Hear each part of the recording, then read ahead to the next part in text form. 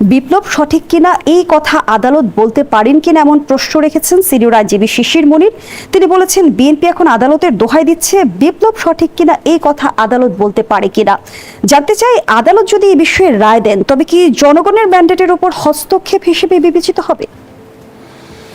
না, এখানে একটা জটিল প্রশ্ন আছে। বিষয়টি হচ্ছে আদালত বিপ্লবের বৈধতা অবৈধতা দেয় না। বিপ্লবের নামে যদি কোনো অবৈধ বা বৈধ কাজ হয়ে থাকে এই বিষয়টি নিয়ে আদালতকে প্রশ্ন করা যেতে পারে। যেমন ধরেন, বিপ্লব কি হত্যাকে বৈধতা দেয়? বিপ্লব কি লুটপাটকে বৈধতা দেয়? বিপ্লব কি নির্যাতনকে বৈধতা দেয়? বিপ্লব কি গালিগালাজকে বৈধতা দেয়? বিপ্লব কি অসম্মানকে বৈধতা দেয়? বিপ্লব কি দেশের প্রচলিত সংবিধান থাকলে সেই সংবিধানকে অগ্রাহ্য করার বিষয়টিকে বৈধতা দেয়? এখন অনেক উদাহরণ আসবে, বলা হবে যে সংবিধান মেনে কি বিপ্লব হয়েছিল? বিপ্লব যে সংবিধান মানবে না সেই কথা কি বলেছিল?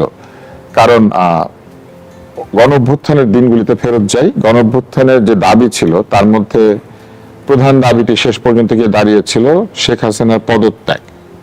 পদত্যাগটা একটা বৈধ জিনিস, তাই না? শেখ হাসিনাকে তো কেউ বলে না আপনি পলায় যান, আপনি এখন নেমে দৌড় দেন, এরকম তো বলে নাই, বলেছিল পদত্যাগ করেন। তো এটা তো একটা বৈধ দাবি ছিল, পদত্যাগ করতে বলা হয়েছিল। প্রধানমন্ত্রী পদত্যাগ করলে এবং সরকার ভেঙে দিলে তাহলে কি হতো? উনি পদত্যাগ করেন নাই বলে কিন্তু পরিস্থিতি এই পর্যন্ত গড়িয়েছিল। উনি যদি পদত্যাগ করতেন এবং পদত্যাগ করে যদি সরে যেতেন তাহলে কি হতো? তাহলে সংবিধান মেনে সরকার পদত্যাগ করলে যা হয় সেটাই হতো, নির্বাচন হতো। ফলে কোথাও কিন্তু এই কথা বলা হয় নাই যে আমরা সংবিধানের বিরুদ্ধে কাজটা করছি। এটা শেখ হাসিনার সরকারের বিরুদ্ধে গণ অভ্যুত্থান ছিল এবং সেই গণ অভ্যুত্থান কোথাও বলে নাই যে আমরা সংবিধান বদলাবো, বলেছে রাষ্ট্রকে মেরামত করব। এখন ধরেন আমার হাতে একটা ফোন আছে, এই ফোনটা আমি ফেলে দিব, এইটা একটা কথা। কিন্তু আমি যদি বলি এই ফোনটা আমি মেরামত করবো, এর মানে হচ্ছে আমি এটা রাখবো, কিন্তু যেসব যন্ত্রপাতি বিকল হয়েছে সেগুলি বদলাবো। তাহলে গণ অভ্যুত্থান এই কথাটাই বলেছিল যে রাষ্ট্র মেরামত হবে। তো মেরামত মানে কি? সংবিধানে কোথাও যদি ভুল ত্রুটি থাকে সংসদে বসে সেটা ঠিক করা হবে, যে পদ্ধতিতে সরকার চলে। একটি সরকার নির্বাচন করে নাই সেজন্যই তো অবৈধ। শেখ হাসিনা সরকার অবৈধতা কেন পেয়েছে? কারণ ঠিক মতো নির্বাচন করে নাই। নির্বাচন যদি করতো তাহলে তো এটা অবৈধ হতো না। নির্বাচন করে যদি অত্যাচার করতো তাহলে কি অত্যাচার বৈধ হয়ে যেত? অত্যাচার না, হতো না। তার মানে একটি সরকার অনেক অবৈধ কাজ করেছে। যে অবৈধতা কে নির্ধারণ করেছে? সংবিধানে নির্ধারণ করেছে। এই আদালত, এই বিচার, আইন ব্যবস্থা যেভাবে আছে আমাদের দেশে, সেই আইন ব্যবস্থা, সেই বিচার ব্যবস্থা, সেই সংবিধান অনুযায়ী চিন্তা করলেই এইটা আসলে ঠিক মতো নির্বাচন হয় নাই, অত্যাচার হয়েছে, মানুষের অধিকারের উপর হস্তক্ষেপ হয়েছে, আড়ি পাতা হয়েছে, লোকজনকে ধরে নিয়ে গুম করে দেওয়া হয়েছে, এগুলো তো সবই বেআইনি কাজ। তখন আইন তো ছিল। তার মানে কি? তার মানে হচ্ছে এই যে বিপ্লব কি করেছে? বিপ্লব আইনের শাসন প্রতিষ্ঠা করতে চেয়েছে।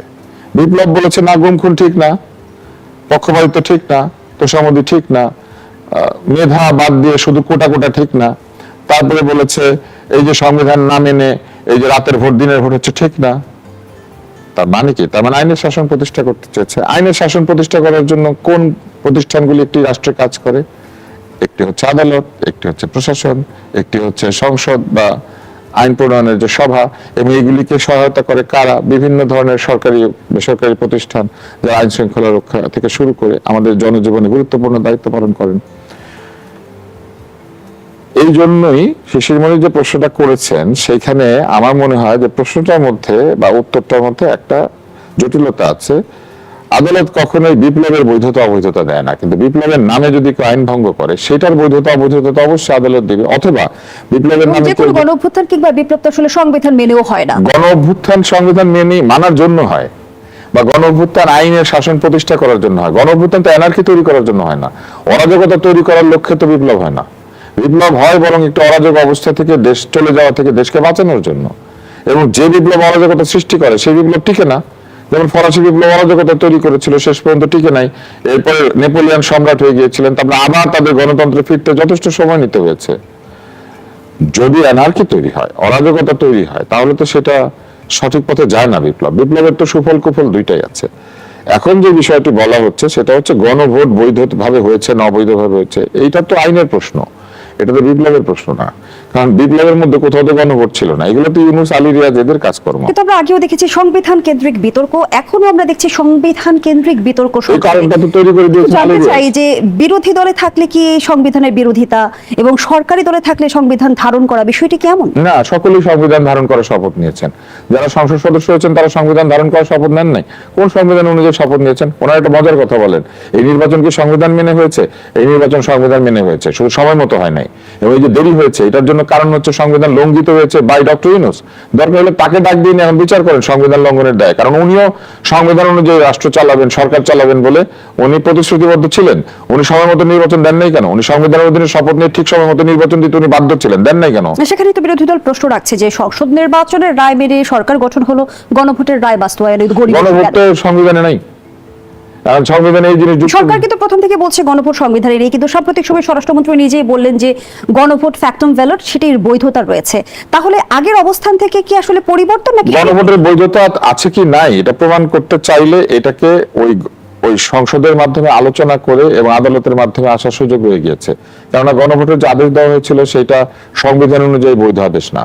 কেননা রাষ্ট্রপতি কোনোভাবে সংবিধানের বিরুদ্ধে গিয়ে এমন কোন সাংবিধানিক বিধান সংবিধানে যুক্ত করতে পারেন না। উনি সংবিধানের আলোকে অধ্যাদেশ জারি করে আইন তৈরি করতে পারেন, কিন্তু গণভোটের যে আইন এটি একটি সাংবিধানিক আইন। এটা সংবিধান সংযুক্ত করতে গেলে সংসদ প্রয়োজন, সংসদ তো ছিল না। ধন্যবাদ জানাচ্ছি জনাব আব্দুল তুষার। জনাব মুজিবুর রহমান বলছি, আমরা দেখছি যে গণভোট, সংবিধান সংস্কার সবকিছু মিলিয়ে প্রশ্নের পর প্রশ্ন।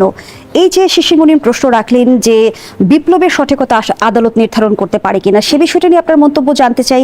আরো একটি বিষয় স্মরণ করিয়ে দিতে চাই, জুলাই সনদে আমরা দেখেছিলাম যে জুলাই সনদের কোনো বিষয় আসলে আদালতে প্রশ্ন তোলা যাবে না, সেটিও আইনের শাসনের সঙ্গে সাংঘর্ষিক কিনা? ধন্যবাদ জনি আপনাকে। প্রথম কথা হলো যে রাষ্ট্র তৈরি হয় কিসের মধ্য দিয়ে? একটা বিপ্লব, একটা সংগ্রাম, যুদ্ধ আমরা যেটা করেছি। এক এক দেশের রাষ্ট্র কখনো কখনো রাষ্ট্র সম্মতি দিয়েও হয়ে যায়, তোমার ওই রাষ্ট্র আমার এই রাষ্ট্র। রাষ্ট্র আজকের যে ক্রমবিকাশ সেটা তো নানা স্তর পেরিয়ে জায়গায় এসেছে। আমরা যদি আমাদের বাংলাদেশ রাষ্ট্রটা নিয়ে ভাবি, তাহলে আমাদের বাংলাদেশ রাষ্ট্রটার জন্ম হয়েছে একটা যুদ্ধের মধ্যে দিয়ে। আমরা যখন আমাদের এই পতাকাটা ঠিক করি না, এটা সবুজ, মাঝখানে লাল বৃত্ত, এটা আমার জাতীয় পতাকা, এটা তো কোনো সংসদে ঠিক হয় নাই। সংসদে ঠিক হয়েছে? এটা ঠিক হয়েছে আপনার বিপ্লবীরা ঠিক করেছে। ওই যে 2 তারিখে তারা পতাকা উড়িয়েছে। পাকিস্তানের রাষ্ট্র কাঠামোতে এই পতাকা কিন্তু রাষ্ট্রদ্রোহিতার শামিল, ঠিক আছে? কিন্তু যখন বিপ্লবোত্তর রাষ্ট্রে এই কথাটা এসেছে যে এটাই আমাদের পতাকা হবে, তখন সাংবিধানিক ফ্রেমওয়ার্কের মধ্যে দিয়ে এটাকে বৈধতা দেওয়া হয়েছে, এটাকে স্বীকৃতি দেওয়া হয়েছে। এখন এই পতাকাকে যদি আপনি অসম্মান করেন তাহলে সেটা কিন্তু রাষ্ট্রদ্রোহিতা হবে। সুতরাং এই বক্তব্য আমরা অনেক দিতে পারবো, ডিম আগে না মুরগি আগে, অনেকক্ষণ ধরে আমরা লড়াই করতে পারবো, কিন্তু বাস্তবতা হচ্ছে একটা আরেকটার পরিপূরক। আপনি দেখবেন এই পৃথিবীতে যত জায়গায় বিপ্লব হয়েছে, যত জায়গায় গণ অভ্যুত্থান হয়েছে, গণ অভ্যুত্থান বিপ্লব কখনোই সাংবিধানিক ফ্রেমওয়ার্কের মধ্যে হয় না, এটা বেরিয়ে গিয়ে করতে হয়। কেন করতে হয়? কারণ ওইটা তো বের করার কারণেই তো তৈরি হয়েছে। গণ অভ্যুত্থানের পরিস্থিতি তৈরি হয় কখন? যখন বৈধ পরিস্থিতিকে অবৈধ করে দেওয়া হয়, যখন স্বাভাবিকতাকে অস্বাভাবিক করে দেওয়া হয়, তখনই তো গণ অভ্যুত্থানের পরিস্থিতি তৈরি হয়। আমি তুষার ভাইয়ের সাথে কিছু জায়গায় একমত যে গণ অভ্যুত্থানটা করাই হয় যে রাষ্ট্রটা অসাংবিধানিক দিকে চলে যাচ্ছে, রাষ্ট্রটাকে আবার সাংবিধানিক জায়গায় আসতে। কিন্তু এই পথটা এত স্ট্রেট না, এটা গ্র্যাজুয়ালি আপনাকে সাংবিধানিক জায়গায় আসতে হয়। আমি বারবার বলার এটা চেষ্টা করছি যে আপনারা এখনো সাংবিধানিক প্রশ্ন তোলার স্টেজে আমরা আসি নাই। কারণ আমি বারবার বলি যে ডক্টর ইউনূসের ক্ষমতায় বসা থেকে শুরু করে আজকে পর্যন্ত এখানে আপনি অনেকগুলো সাংবিধানিক পদ দেখবেন, অনেকগুলো অসাংবিধানিক পদ দেখবেন। আপনি যদি সাংবিধানিক প্রশ্ন তোলেন সবগুলোকেই তুলতে হবে, আর আপনি যদি কোনোটাকে অসাংবিধানিক কোনোটাকে সাংবিধানিক বৈধতা দেন তাহলে সেখানেও কিন্তু আপনাকে প্রশ্ন তুলতে হবে। যেমন আমি আপনাকে এটা আমি আগেও বলেছি, এখনো বলছি যে শেখ হাসিনা পলায়ন হয়ে যাওয়ার পরে এই যে শূন্যতাটা তৈরি হলো, সেই শূন্যতাটার দিকে তো আমরা সংসদ তো ডাকি না, আমরা তো বরং সংসদ ভেঙে দিয়েছি, ঠিক আছে? সংসদ ভেঙে দেওয়ার পরে আপনি দেখবেন সংসদ ভাঙাটাও হয়েছে পরে, কিন্তু প্রথমে কি হয়েছে, মানুষ ওই অভ্যুত্থানের সময় গিয়ে সেনাবাহিনীর কাছে গিয়েছে। প্রথমে সেনা প্রধান সহ সবাই বঙ্গভবনে আসলেন, আসার পরে বিপ্লবীদের সাথে আলোচনা হলো কি হতে পারে। সেই ডায়লগগুলো আমরা জানি যে তারা বলেছে ডক্টর ইউনূস টেক ওভার করবেন, প্রধান উপদেষ্টা হবেন। আর্মি চিফ বলেছেন উনি কিভাবে হবেন, উনি তো একজন বিচারিক আসামি, হ্যাঁ উনি তো কনভিক্টেড একজন পার্সন। এই জিনিসগুলো কিন্তু আমরা সবাই জানি। এখানে কিন্তু ডক্টর ইউনূসের এই যে দায়িত্ব গ্রহণ করাটাই, এখানে কোনো সাংবিধানিক নিয়ম নীতি ছিল না। সাংবিধানিক নিয়ম নীতি দেওয়া হচ্ছে পরে, যখন আপনি ওই যে 106-এর মধ্য দিয়ে আপনি যখন এই মানে ওটাকে কি বলে টার্মটা আমি সুপ্রিম কোর্টের মতামত, সুপ্রিম কোর্টের রেফারেন্স, সুপ্রিম কোর্টের আপনি রেফারেন্স এটা নিয়েছেন পরে, যে ডক্টর ইউনূসকে প্রধান উপদেষ্টা করা যায় কিনা এই পরিস্থিতিতে, এটা আপনি রেফারেন্স নিয়েছেন পরে। এর আগে কিন্তু কয়েকটা ঘটনা ঘটেছে, যেমন ধরেন আপনার অ্যাটর্নি জেনারেল নিয়োগ দিয়েছেন, কে দিয়েছেন? রাষ্ট্রপতি। সংবিধানে কি বলা আছে? রাষ্ট্রপতি অ্যাটর্নি জেনারেল নিয়োগ দিতে হলে তাকে প্রধানমন্ত্রীর পরামর্শ নিতে হবে। তিনি খালেদা জিয়াকে মুক্তি দিয়েছেন, উনি মুক্তি দিতে পারেন, কিন্তু এটাও তাকে প্রধানমন্ত্রীর সাথে পরামর্শ করে করতে হবে। হোয়ার ওয়াজ দি প্রধানমন্ত্রী? প্রধানমন্ত্রী কোথায়? প্রধানমন্ত্রী তো নাই। তাহলে উনি কিন্তু কারো পরামর্শ ছাড়া এটা করেছেন, যদিও উনি পরে বলেছেন উনি মির্জা ফখরুলের সাথে পরামর্শ করেছেন। মির্জা ফখরুলের তো কোনো সাংবিধানিক রাষ্ট্রীয় পদবি নাই। তাহলে দেখেন, বাধ্য হয়ে আমাদেরকে সাংবিধানিক নিয়মের বাইরে গিয়ে পরিস্থিতির মধ্যে আমাদের এই অন্তর্বর্তীকালীন সরকারটা নির্ধারণ করেছে কারা? ছাত্ররা করেছে। ছাত্রদের তো কোনো সাংবিধানিক রাষ্ট্রীয় কোনো বৈধ জায়গায় তাদের অবস্থান তো নাই। তখন তারা যা বলেছে সেটাই আমরা সবাই গ্রহণ করি। সব রাজনৈতিক দল গিয়ে কেউ একটা উদাহরণ দেখাতে পারবেন না কেউ ডক্টর ইউনূসের নিয়োগকে প্রশ্নবিদ্ধ করেছে, কেউ বলেছে যে এই সরকার আমরা মানি না। তাহলে আপনি যেহেতু এই প্রসেসের মধ্যে দিয়ে ঢুকেছেন, তুষার ভাই একটা প্রশ্ন করেছেন যে ঠিক আছে আপনি অবৈধভাবে ঢুকলেন, ঢুকার পরে আপনি যখন সাংবিধানিকভাবে শপথ নিয়েছেন, শপথ নেওয়ার পরে আপনি এখন এই সাংবিধানিকভাবে চলবেন, এই কথাটা অনেক সময় বলা হয়। হ্যাঁ, এই চলার ক্ষেত্রে আপনি যখন দেখবেন যে আপনি যখন প্রধানমন্ত্রীর জায়গায় অবস্থান নিয়ে ফেলেছেন ডক্টর ইউনূস, তখন উনি যেহেতু পার্লামেন্ট নাই, উনি অধ্যাদেশ দিয়ে দিয়ে অনেকগুলো কাজ করেছেন। আজকে যে প্রশ্নটা তোলা হচ্ছে যে ওনার অধ্যাদেশ বা আদেশ দেওয়ার বৈধতা আছে কিনা, দেখেন অধ্যাদেশ এবং আদেশের মধ্যে দিয়ে পার্থক্যটা কেন করা হলো, এবং এই সব কিছুর পরেও আবার গণভোট কেন করতে হলো?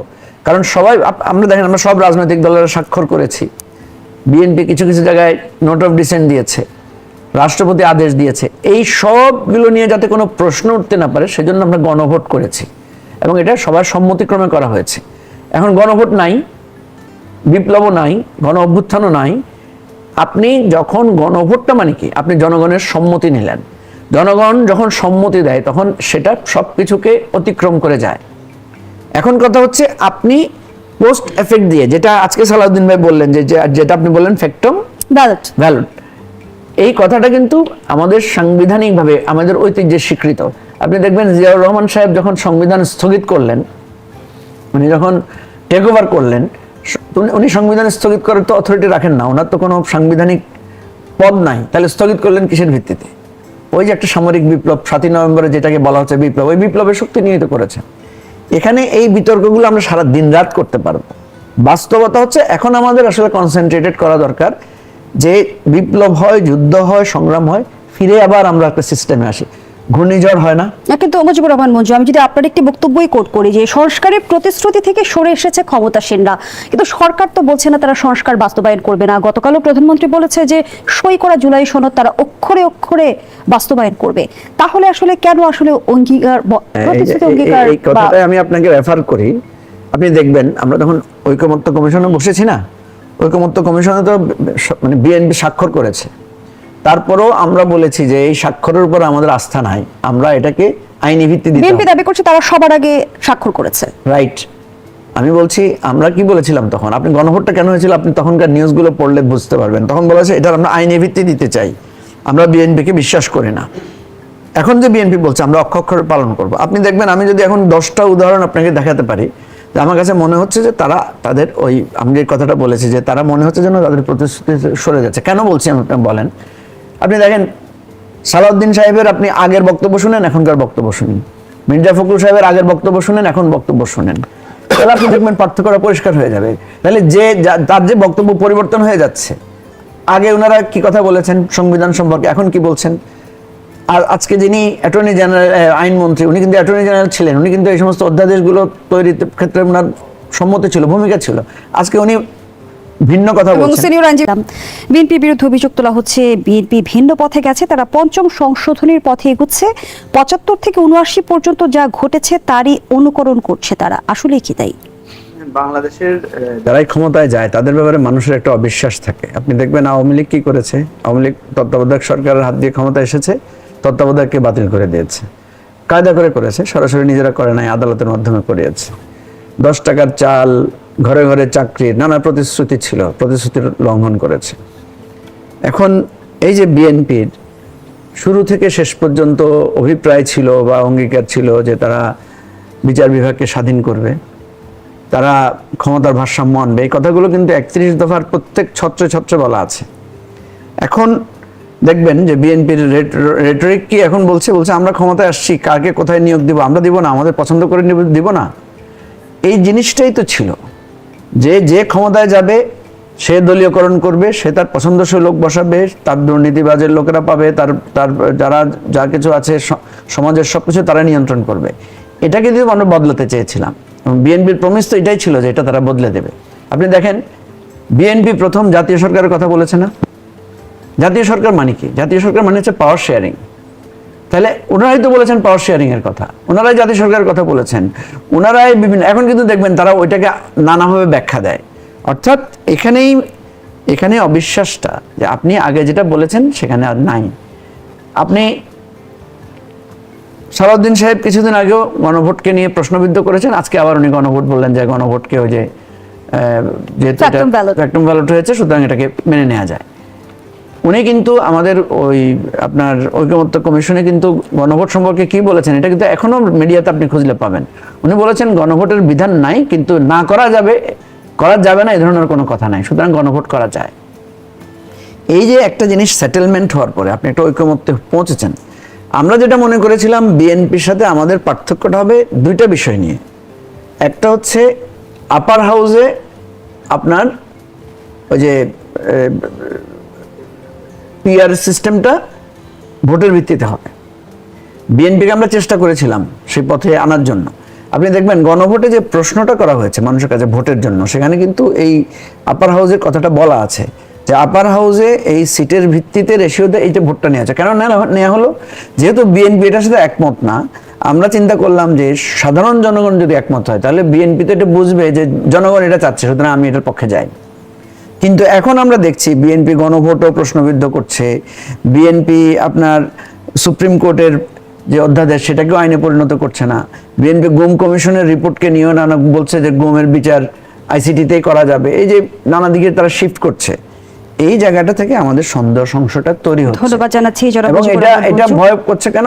অতীতেও আমরা দেখেছি যে তারা বাইরে থাকলে একরকম বলে, ভিতরে আসলে একরকম বলে। বিএনপির অন্তত 10টা বক্তব্য আপনি খুঁজলে পাবেন। মির্জা ফখরুল সাহেবের বক্তব্য আগে কি ছিল এখন কি, সালাউদ্দিন সাহেবের বক্তব্য আগে কি ছিল এখন কি, ইভেন খালেদা জিয়ার বক্তব্য আগে কি ছিল এখন বিএনপি কি ধারণা করছে, অনেকগুলো পাবেন।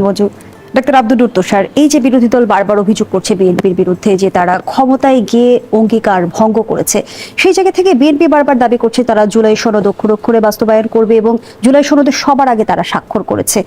এই অবস্থায় আমরা দেখছি বিরোধী দল কিন্তু রাজপথে এবং সংসদে দুই ক্ষেত্রে কিন্তু আমরা দেখছি যে সমান তালে তাদের আন্দোলন সংগ্রাম চালিয়ে যাচ্ছে এবং সংসদেও কথা বলছে। এটি কি দ্বৈত রাজনীতি কিনা? না, এটা দ্বৈত রাজনীতি না। বিরোধী দল সংসদেও কথা বলবে, বাইরেও কথা বলবে, কথাই তো বলছে, অন্য কিছু করছে না।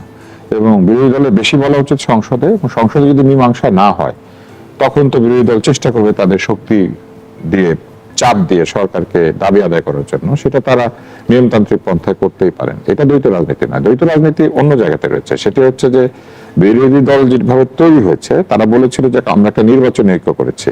নির্বাচনী ঐক্যটা কি জিনিস? যে এখানে কোনো আদর্শগত মিল নাই, তারপর আমরা ভোটের জন্য ঐক্য করেছি। তো সেই জায়গাটা একটা দ্বৈত রাজনীতি আছে। কেননা আদর্শিক কোন ঐক্য ছাড়া নির্বাচনী ঐক্য, আবার আদর্শিক ঐক্য ছাড়াই একসাথে আন্দোলন, এখানে আসলে বিরোধী দলের মধ্যে ঐক্য তৈরি করার জন্য যে প্রক্রিয়াটা, সেইখানে একটা দ্বৈত রাজনীতি আছে। কেননা একটি দল মনে করে নারীদের কোনোভাবেই ক্ষমতায় যাওয়া উচিত না, আরেকটি দল মনে করে নারীরা চাইলে সকল ক্ষমতাতেই যেতে পারেন। কিন্তু তারা আবার একসঙ্গে আন্দোলন করছেন কেন? শুধু জুলাই সনদের বিষয় করতে পারেন, তাতে কোনো অসুবিধা নেই। আমি এখানে কোনো অন্যায় দেখি না। তবে ভবিষ্যতে এই বিরোধী দল ঐক্য আদর্শের ভিত্তিতে টিকে থাকবে নাকি নির্বাচন ঐক্যের ভিত্তিতে টিকে থাকবে, এটাও একটা দেখার বিষয় আছে। আর বিএনপি বিশ্বাসঘাতকতা করছে কি করছে না, এটা তো বোঝা যাবে পরে। এখনো তো সেই অবস্থায় গিয়ে পৌঁছায় না। অধিকাংশ অধ্যাদেশ তো তারা পাশ করিয়ে দিয়েছে। যে কয়েকটা অধ্যাদেশ নিয়ে দলীয়ভাবে বা রাজনৈতিকভাবে তাদের আপত্তি রয়েছে বা শঙ্কা আছে, সেটা নিয়ে তারা কিছু করছেন এবং এটা আলোচনা সমালোচনার মধ্যে দিয়ে বোঝা যাবে যে তারা আসলে ঠিক করছেন না ভুল করছেন। তবে কিছু কিছু জায়গাতে অবশ্যই সংশয়ের অবকাশ আছে। যেমন এই যে অঙ্গ প্রতিস্থাপন সংক্রান্ত আদেশ, এটার মধ্যে তো আসলে কোনো রাজনীতি নাই। তো এইটা নিয়ে তারা কেন আটকালেন, এটা একটা প্রশ্নের বিষয় আছে। কারণ অঙ্গ প্রতিস্থাপনের ব্যবসা ভারত করত, তো এবং ভারতেই ম্যাক্সিমাম বিদেশি অঙ্গ মানে প্রতিস্থাপন বিদেশে গিয়ে করলে আমাদের বাংলাদেশের লোকেরা ভারতেই করাতেন। তো এইটা কেন এই আইনটা তাড়াতাড়ি করে হলো না, এটা একটা জায়গা আছে। বিভিন্ন কমিশন নিয়ে তাদের যে কিছু কিছু সিদ্ধান্ত, এটা নিয়ে সংশয়ের অবকাশ আছে। যেমন মানবাধিকার আমরা আসছি, মানবাধিকার বিষয়ক কমিশন, তথ্য অধিকার বিষয়ক কমিশন, এই কমিশনগুলির বিষয়ে তো আসলে চিন্তা করার মতো বিষয় রয়েছে যে কমিশনগুলি কি স্বাধীনভাবে কাজ করতে পারবে নাকি দলীয় ব্যক্তিরা সেখানে বসে দলের স্বার্থ দেখবেন, এইটা তো একটা প্রশ্ন আছে। তো বিরোধী দল যখন বলছে যে আন্দোলন শুরু হয়ে গেছে, সফল করে বিরোধী দল ঘরে ফিরবে, সেটা তো বিরোধী দল বলে।